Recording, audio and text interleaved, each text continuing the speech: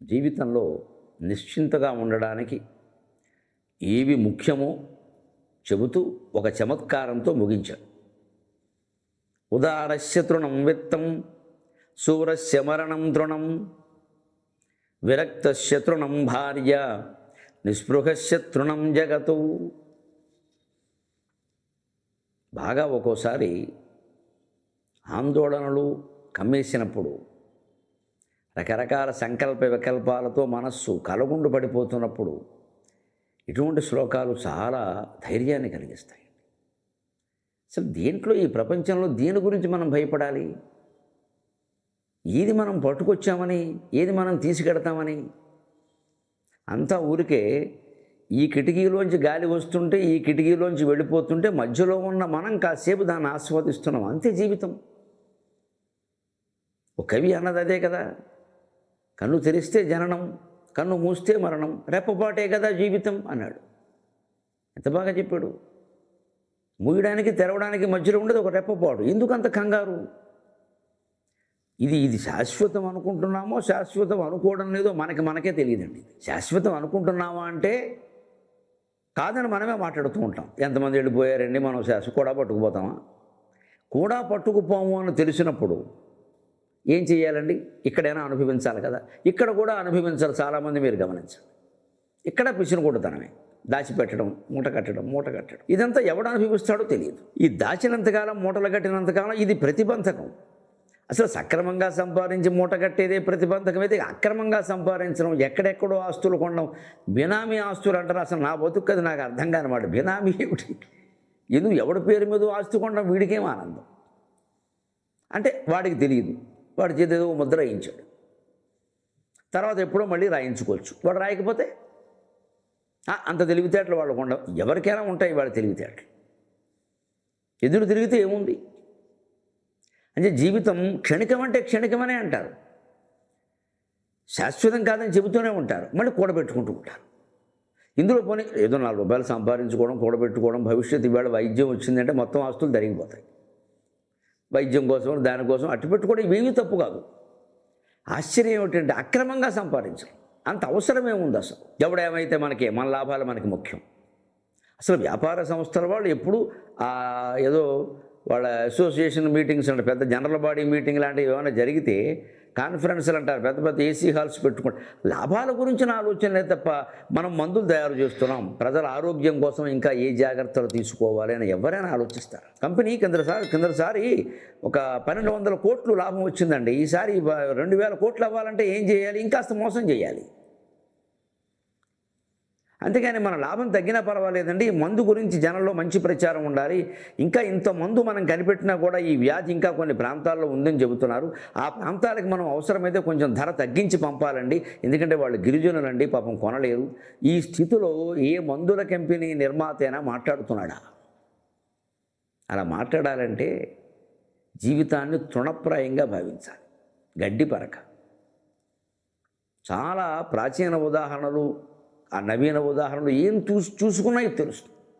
యః పుమానద్య తేజస్వి మండలాన్యధి తిష్టతి స భస్మకూటతాం రాజన్ దివసైరధిగచ్చతి. యోగ వాసిష్ఠంలో చెప్పిన మాట. యః పుమానద్య తేజస్వి, ఏ పురుషుడు మహారాజై మహా తేజస్సుతో మండలాన్యధి తిష్టతి, రాష్ట్రాలని, దేశాన్ని కూడా పరిపాలిస్తున్నాడు. స భస్మకూటతాం రాజన్ దివసైరథి గచ్చతి, కొద్ది రోజులు గడిచేసరికి అదే పురుషుడు శ్మశానంలో దెబ్బైపోతున్నాడయ్యా, చూడడం లేదా మీరు అన్నాడు యోగ వాసిష్టం. చర్నాకోల పెట్టి కొట్టినట్టే ఉంటాయి శ్లోకాలు, కంచీకర పెట్టి చెళ్ళు మనేలాగా. ఎవరో పెద్ద నాయకుడు, రాష్ట్రానికి తిరుగులేదు, ఈయన లేకపోతే రాష్ట్రమే లేదు, ఈయన లేకపోతే జాతి లేదు, జాతి మొత్తానికి ఈయన తిరుగులేని నాయకుడు, జాతి రాతను తలరాతను తిరగరాస్తాడు అనుకుంటూ తిరగరాశాడో బోర్లా రాశాడో, అసలు వాడి రాత బ్రహ్మదేవుడు ఎలా రాశాడో ఎవరికి తెలుసు. అటువంటి వాడు రేపు పొద్దున శ్మశానంలో ఉండడం ఒక క్షణంలో ఆశ్చర్యం ఏదైనా ఉందా? యాత్రకి ఆనందంగా వెళ్ళినటువంటి 25 మంది పిల్లలు ఏమైపోయారండి? శవాలు కూడా దొరకని స్థితి చూశామే. తల్లిదండ్రుల గర్భశోకం ఎంత దారుణం ఉండేది. మరి వెళ్ళేటప్పుడు ఆనందంగా క్షేమంగా వెళ్ళి లాభంగా రమ్మని ఆ తల్లులు తండ్రులు అంతా చెప్పి పంపించారే, చివరికి తిరిగి రాకపోగా మృత శరీరాలు, ప్రాణాలతో రాకపోగా మృత శరీరాలు దొరకని స్థితి. ఇంత దేశం, ఇంత యంత్రాంగం, ఇంత సాంకేతికత ఉండి అన్నిటికంటే విధి గొప్పదనే విషయం రుజువు కావట్లా. దాన్నే 4 మాటల్లో చెబుతున్నాడు. ఉదారస్య తృణం విత్తం శూరస్య మరణం తృణం విరక్తస్య తృణం భార్య నిస్పృహస్య తృణం జగతు. ఉదారస్య తృణం విత్తం, ఔదార్యం ఉన్నవాడికి డబ్బు తృణం గడ్డి పరకతో సమానం. అందుకే లక్షలు కోట్లు దానం ఇచ్చేసేవారు పూర్వం. ఏమీ ఆలోచించేవారు కాదు. రఘుమహారాజు అనేక రకాలుగా మొత్తం రాజ్యాన్ని విస్తరింపజేసి విశ్వజిద్యాగమన చేసి 2 మట్టి పిడతలు తప్పితే ఏమీ లేకుండా మొత్తం ఇచ్చేశాడు. ఆ 2 మట్టి పిడతలతో ఉండగా కౌత్సుడు అనే విద్యార్థి గురుదక్షిణ కోసం తన దగ్గరికి వస్తే అతని కోసం కుబేరుడి మీద దండయాత్ర చేస్తానని చెప్పి అతనికి కావలసిన డబ్బు పట్టుకొచ్చాడు. క్షత్రియ శౌర్యాన్ని కాపాడుకుంటూనే తన దానగుణాన్ని కాపాడుకున్నాడు, త్యాగము చేశాడు. అంచేత ఔదార్యం ఉన్నవాడికి డబ్బు గడ్డి పరకతో సమానం, ఇచ్చేస్తాడు. మా ఊళ్ళో తాడేపల్లిగూడెం దగ్గర బోడపాడ అగ్రహారంలో శివనకొండ రామసుబ్బరాయ శాస్త్రి గారిని ఒక మహానుభావుడు, ఆయన అబ్బాయి గారు అనేవారు. ఆ పేరే మాకు తెలుసు, ఆయన అసలు పేరు పూర్తిగా తెలియదు. రామసుబ్బరాయ శాస్త్రిని విన్నాను నేను. ఆయనకి 200 ఎకరాల పొలం ఉంది. ఒక 20 ఎకరాల అమ్మాయికి ఇచ్చి పెళ్లి చేశాడు. ఆయన అమ్మాయికి కట్నంగా ఇచ్చాడు, ఇవ్వాలనిపించింది ఇచ్చాడు. ఇంకా 180 అయింది. ఆయనకి 2 కొడుకులు. ఆయనకి ఏదో ఒక కళ వచ్చిందిట. కళలో శివుడు కనపడ్డాడు. కనపడి, ఎవరే ఊళ్ళో జమీందారు నువ్వేరా, నేను రోడ్డు కింద ఉన్నానమ్మా, దిక్కు మొక్కు లేకుండా నన్ను కాస్త తీసి ఇంత గుడి కట్టరా అన్నాడు. అంటే గుడి కట్టమని. ఆయన కళలు ఎవరైనా నమ్ముతారా? ఆయన లేచాడు, శివుడు కళలో కనపడ్డాడు, నాకు గుడి కట్టమన్నాడు, ఉండే ఉంటాడు అని చెప్పి ఆ కళలో గుర్తొచ్చిన ప్రాంతాలు తవ్వాడు. ఆశ్చర్యంగా శివలింగం ఉంది అక్కడ. శ్రీరామలింగేశ్వర అన్నాడు. రామలింగేశ్వర స్వామి ఆలయం కట్టారు మా ఊళ్ళో బోడపాడ అగ్రహారం. బాలాత్రిపుర సుందరీదేవి అమ్మవారు. చాలామంది చేశారు ఇలాంటి పనులు. ఇది ఆశ్చర్యం కాదు. నాకు ఇప్పటికీ ఆశ్చర్యం ఏమిటంటే, ఉదారస్య తృణం విత్తం అంటే 180 ఎకరాల పొలం ఉంటే ఆ రోజున ఆయన అనుకున్నట్ట, నాకు 2 కొడుకులు కాదు 3 కొడుకులు. రామలింగేశ్వర స్వామి నా 3వ కొడుకు. ఆయన ఈ ముగ్గురికి 3 60 180 ఎకరాలు రాశాడు. ఎంత ఆశ్చర్యం ఇది! ముగ్గురికి 3 60 180. సో ఎవరు నిలబెట్టుకున్నారు? ఏది మిగిలింది? రామలింగేశ్వర స్వామి నిలబెట్టుకున్నారు. ఆయన మంచి కొడుకు ముగ్గురులో. ఎంత ఆశ్చర్యం అండి ఇది! 60 ఎకరాల పొలం దేవుడి పేరు రాసేయడమా, కొడుకుతో సమానంగా భావించి. ఇది ఉదారస్య తృణం విత్తం. అటువంటి ఊళ్ళో పుట్టాం, అందుకని త్యాగం గురించే మాట్లాడతాం. చేసినా చేయకపోయినా మాట్లాడడం ఎందుకు వచ్చింది అంటే, అటువంటి ఊళ్ళో పుట్టాం. ఆ పశ్చిమ గోదావరి తీరంలో, ఆ బోడపాడ అగ్రహారంలో కూడా జన్మాంతర సుకృతం అనుకుంటారు. అంతా పండితుల గడ్డ. 10 దేవాలయాలు ఉన్నాయి ఊళ్ళో. అన్నీ తిరిగి ఈ గుళ్ళో పళ్ళించుకునేసరికి రాత్రి అయిపోయింది. ఆ దైవభక్తి అక్కడి నుంచి వచ్చింది. శూరస్య మరణం తృణం, వీరుడైన వాడికి మరణం గడ్డి పరకతో సమానం. దీనికి పెద్ద ఉదాహరణ ఏమిటంటే, 2002లో కార్గిల్ యుద్ధం జరిగినప్పుడు కొండకి అవతల ఉన్నటువంటి పాకిస్తాన్ తీవ్రవాదుల మీద బాంబులు కురిపించడానికి, వాళ్ళని కాల్చడానికి 2 సైనికులు, భారతీయ సైనికులు తుపాకులు కట్టుకుని వాళ్ళకి కావలసిన సామగ్రి ఏదో వెనకాల కిట్ బ్యాగ్ కింద పెట్టుకుని కొండ ఎక్కుతున్నారు. ఇద్దరు ఆ శిఖరం దగ్గరికి చేరుకుంటే అక్కడ నిలబడటం, అవతల వాళ్ళ మీద తుపాకీ వర్షం, ఖాయం, చచ్చిపోతారు. దేశం కోసం వాళ్ళు సిద్ధపడ్డారు అవతల వాళ్ళని చంపడం, సాహసం చేస్తుంటే విచిత్రంగా అవతల నుంచి ఓ బాంబు పడింది. మొదటి వాడి మీద పడలా, 2వ వాడి మీద పడింది. చప్పుడైంది. మొదటి వాడికి వెనక్కి తిరిగి చూసే సమయం కూడా, అంత తీవ్రంగా ఉంది ఆ పరిస్థితి. వెనక్కి తిరిగి చూస్తే గుట్ట మీద పడిపోతాడు అన్నమాట, ముందుకెళ్ళిపోతున్నాడు. 2వ వాడి మీద పడింది. విచిత్రం ఏంటంటే, వాడు వెనక్కి తిరిగి చూడలా ముందుకెళ్ళిపోతున్నాడు. పడి ఏం జరిగింది?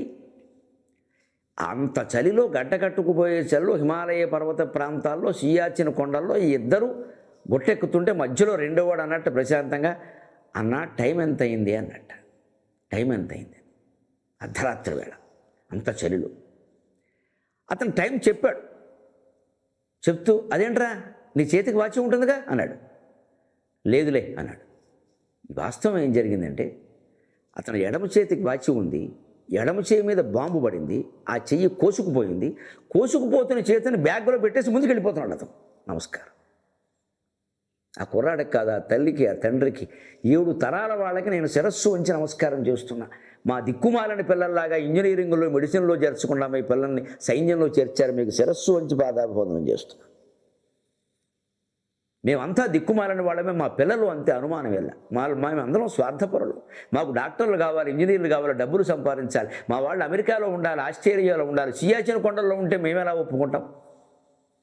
శ్రీకాకుళం కొండలను దోచేసుకుంటే ఒప్పుకుంటాం, సియాచిన్ కొండల్లో ఉండడానికి మా వాళ్ళు వీల్లేదు. మేము మా పిల్లలకి అవి నేర్పలేకపోయాం. ఓ కార్గిల్ వీరుల తల్లిదండ్రులారా మీ కాళ్ళకి దండాలయ్యా. ఇది సూరస్య మరణం తృణం. ఆ పైకి ఇద్దరూ చేరాక ఒరే టైంని అనడిగేవింటారా, నీ వాచి ఏమైందంటే లేదన్నా అన్నాడు. చెయ్యి విరిగిందని చెప్పట్లా, లేదన్నా. అదే లేకపోవడం ఏంటంటే చెయ్యి పోయింది అప్పటికే. అంటే ఒంటి చేత్తో కొండెక్కాడంటే రెండో వాడు. అప్పట్లో 2002లో ఈనాడు పత్రికలో ఈ వార్త వస్తే చదివి నేను ఒక పూట అన్నం తినకుండా ఏడిచాను. ఇంత దేశభక్తులు ఉన్నారా ప్రపంచంలో, ఏం చేస్తున్నా వీళ్ళ కోసం మనం. ఆ రోజు నుంచి నా ప్రవచనాల్లో ఎక్కడా అసలు సైనికుడి ప్రసక్తి లేకుండా నేను మాట్లాడు. జై జవాన్ జై కిసాన్ నా మహానుభావుడు లాల్ బహదూర్ శాస్త్రి ఎందుకన్నాడు అంత అర్థమైంది. చెయ్యి తెగిపోతే కనీసం చెప్పకుండా మాట ఏం ఆలోచించకుండా ఒంటి చేత్తో కొండెక్కడమా. రెండు చేతులు ఉండి మనం ఏదో మేడెక్కలేకపోతున్నాం. ఒంటి చేత్తో ఎక్కాక అది కూడా అతను అడిగితే అది కూడా వాచి లేదన్నాడు, చెయ్యి తెగిపోయిందని చెప్పట్లా. అది ఎందుకు ఏమైందిరా వాచి అని. అప్పుడు ఇదేమిట్రా ఎలా కొండెక్కామంటే ముందు పంచొద్దాం పద వాళ్ళని వేసి తర్వాత చూసుకుందాం. ఎంత ఆశ్చర్యకరమైన ఘట్టం అండి ఇది. తర్వాత ఆ యుద్ధంలో ఈ చెయ్యి తెగిన అబ్బాయి చనిపోయాడు. అందువలన ఈ విషయం బయటకు వచ్చింది. అతనికి తర్వాత రాష్ట్రపతి ద్వారా బహుమతి ఏదో ఇస్తూ అప్పుడు ఈ కథ పేపర్లో రాశారు, లేకపోతే వచ్చేది కాదు. ఇది సూరస్య మరణం తృణం. ఎంత చమత్కారం ఏమిటండి, ఎంత వీరోచితమైన గాథలు ఉన్నాయండి పిల్లలకి చెప్పవలసినవి. మన కళ్ళ ముందు ఉన్నవి నిన్నగాక మొన్న జరిగినవి. ఇప్పుడు చమత్కారం చూడండి. విరక్తస్య తృణం భార్య. చాలామంది సంసారాల్లో భార్యకి కాస్త కోపం వస్తే కంగారు పడిపోతూ ఉంటాడు. భర్త కోపం వస్తే సరే. భర్తకు కోపం వస్తే భార్య కంగారు పడడంలో ఇంకా కొంత ఆధారపడడం ఇవన్నీ ఉన్నాయి పూర్వపు సంసారాలు. ఇప్పుడు సరే ఎవరు ఉద్యోగాలు వారివి. కానీ పూర్వం నాకే దిక్కు ఆయన కోపం వచ్చినా నేనే తట్టుకోవాలి, ఎందుకంటే మనకి దిక్కు ఆయన సంపాదించకపోతే వేడ మన పరిస్థితి ఏమిటి, ఇలాంటి పరిస్థితి ఉంది. కానీ ఆ రోజుల్లో భార్యకు కోపం వస్తే భర్తకు ఎలా ఉంటే భర్తకు భార్య ఏం సంపాదించట్లా, ఈయనకి ఆవిడ కోపం వస్తే ఈయన భయపడక్క. కానీ ఎంత అనుబంధం ఉండేదంటే మనసులో ఆ శృంగారపరమైన అనుబంధం కానివ్వండి, ఆ మానసికమైన అనుబంధం. ఆవిడ మాట్లాడకపోతే ఏం తట్టుకోలేకపోయావు. దానికి సూత్రం విరక్తస్య తృణం భార్య. విరక్తి కనుక ఉంటే భార్య గడ్డి పరకతో సమానం. ఎవరిని పట్టించుకోకల. ఇంకా ఎంతో అది ఆ బంధం పట్ల కొంత ఆసక్తి ఉండబట్టే కోపం వస్తే తలడిల్లిపోవడం.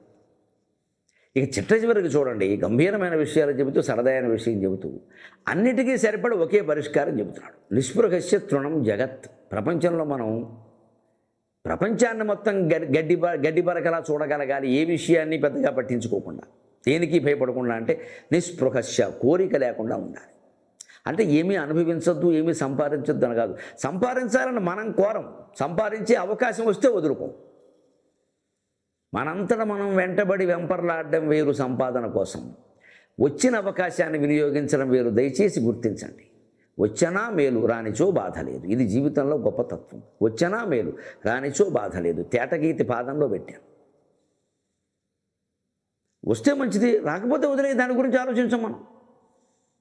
ఇలాగ మన ప్రతిభను మాత్రం మనం పెంచుకుంటూ ఉంటే మనకేదో, ఇప్పుడు నేను నా రంగమే నాకుంది ఉపన్యాసం, మంచి పుస్తకాలు చదువుతూ ఉంటాను నేను. అలాగే ఒక క్రీడాకారుడు ఆట ఆడుతూ ఉండాలి, పోటీ ఉన్నా లేకపోయినా ఆట ఆడాలిగా. ఒక నటుడు అవకాశం ఉన్నా లేకపోయినా ఇంట్లోనైనా 4 డైలాగులు వల్లించుకుంటూ ఉండాలి. కనీసం ఇంట్లో అన్ని రకాల పాత్రల్ని చూస్తూ ఉండాలి. చూస్తూ ఉంటే కొన్ని ఆలోచనలు వస్తాయి. ప్రతిభను పెంచుకోవడం అంటే అది. దివాకర్ బాబు గారిని గొప్ప రచయిత ఉన్నారు, ఆయన డైలాగులు రాస్తారు. ఆయన ఒక సినిమాలో ఒక యమగోళ సినిమా, యమలీల అనుకుంటా, యమలీల సినిమాలో ఒక ఎక్స్ప్రెషన్ పెట్టారు, అలీ చేస్తాడు అది. ఆ బ్రహ్మానందం చిత్రగుప్తుడుగా ఉండి ఏదో మాట్లాడుతూ ఉంటే ఇతను ఆ పక్కన నుంచి నాలిక బయటికి పెట్టి కళ్ళు ఎగర అంటూ ఉంటాడు. ఏమిటో అది ఆక్షేపించడమో తెలియదు, ఆనందించడమో తెలియదు, విచిత్రమైన ఎక్స్ప్రెషన్ అంటాడు. ఈ ఐడియా ఆయనకి ఎలా వచ్చిందో ఈ మధ్య ఆయన పత్రికల్లో రాసి నేను ఆశ్చర్యపోయి ఎలా వస్తాయి. ఆయనకు జ్వరం వచ్చిందట, ఇంట్లో కూర్చున్నట్ట, ఇటు వెళ్ళలేక. అప్పుడు ఏదో మసాజ్ చేయించడానికి ఒక అబ్బాయి ఇచ్చాట. ఆ అబ్బాయి మసాజ్ చేయించే అబ్బాయి ఖాళీగా కూర్చున్నాడు. అక్కడ ఏం పనే ఉంటుంది, ఈయన కూర్చున్నారు. ఎదురుగా టీవీ పెట్టారు. ఏదో ఇంగ్లీష్ సినిమాలో ఏదో వస్తుంటే ఈ కుర్రాడి మసాజ్ చేసే కుర్రాడు అని చూస్తున్నాడు. ఆయన చూశాడు, ఓ ఇదేదో ఎక్స్ప్రెషన్ బాగుందిరా అని. ఆయన తర్వాత ఆయన దర్శకుడుగానో లేదా రచయితగానో ఉన్న సినిమాలో సరిగ్గా ఆ యమలీలలో అతనికి అది పెట్టే ఆ ఒక్క అభివ్యక్తి, దాని సినిమాలో పెడితే యమలీలలో అలీ చేసిన ఆ ఎక్స్ప్రెషన్, ఆ అభివ్యక్తి చాలా ప్రసిద్ధమైపోయింది ఆంధ్రదేశం. ఒక ఐడియా జీవితాన్ని మార్చేస్తుందంటే ఒక ఐడియా సినిమాని మార్చేస్తుంది, జీవితాన్ని మార్చుతుంది. ఇలా ఉంటే ఆలోచనలు అంటే మన ప్రతిభను మనం పెంచు ఇంట్లో జ్వరం వచ్చి ఖాళీగా ఉన్నా కూడా ఆయన గొప్ప ప్రతిభావంతుడు కాబట్టి అటువంటి ఆలోచనలు పనివాళ్ళ నుంచి కూడా గ్రహించే ప్రయత్నం చేశాడు. ఇలాగా ఒక విద్యార్థి ఉన్నాడు, ఏదో చదువుకోండి బాగానే ఉంది, ఖాళీగా ఉన్నప్పుడు కాస్త పుస్తకం తిరగేయచ్చు, పరీక్షల కోసం ఎందుకు తిరగేయడం. ఒక వంట మీద ఆసక్తి ఉన్నవాడు హోటల్ మేనేజ్మెంట్ చేసేవాడు వంటలో రకరకాల ప్రయోగాలు చేయొచ్చు. అతనికే దేశం మొత్తం మీద గొప్ప చెఫ్గా పేరు వస్తుందేమో ఒక వంటవాడిగా. ఇలాంటివి చేస్తే ఉంటుంది. అంతే, వచ్చిన అవకాశం మనం వినియోగించుకుందాం, అవకాశం లేకపోతే మనం అభ్యాసం చేసుకుంటూ కూర్చున్నాం. దీనికి కోరిక ఉండాల్సిన పని లేదు. అలాగని కోరికలు వదులుకోమని కాదు. నిస్పృహస్య అంటే ఏదో వేదాంతం చెప్పడం వైరాగ్యం కాదు అక్కడ. ఉదారస్య తృణం విత్తం శూరస్య మరణం తృణం విరక్తస్య తృణం భార్య నిస్పృహస్య తృణం జగతు.